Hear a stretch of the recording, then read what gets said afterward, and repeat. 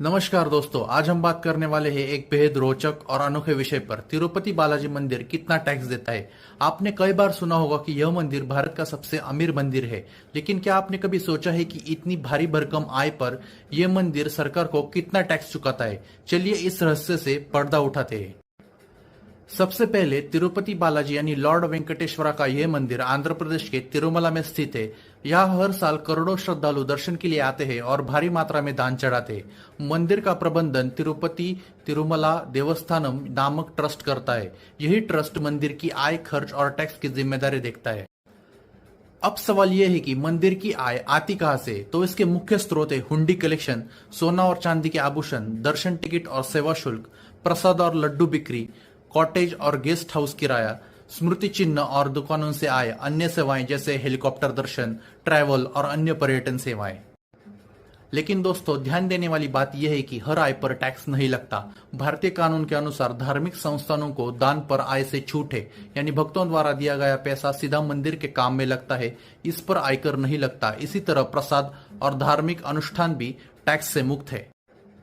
फिर टैक्स लगता कहाँ है? तो वो लगता है मंदिर के व्यावसायिक गतिविधियों पर, जैसे गेस्ट हाउस किराया, दुकानों का किराया, हेलीकॉप्टर सेवा, स्मृति चिन्ह की बिक्री और दर्शन टिकट पर जीएसटी लगाया जाता है।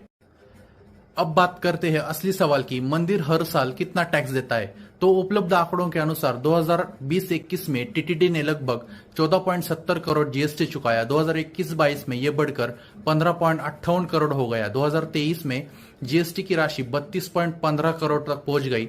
2023 और 24 में करीब 32.95 करोड़ और 2024-25 के शुरुआती रिपोर्ट्स के अनुसार ये 36.28 करोड़ तक पहुंच गई। यानी मंदिर दर साल 30 से 35 करोड़ रुपए जीएसटी चुकाता है। लेकिन दोस्तों, जब हम मंदिर की कुल आय देखते हैं तो यह आंकड़ा छोटा लगता है, क्योंकि तिरुपति बालाजी मंदिर का कुल वार्षिक बजट 4700 करोड़ से भी ज्यादा है। इस हिसाब से मंदिर की कुल आय का सिर्फ 1% से भी कम हिस्सा टैक्स में जाता है।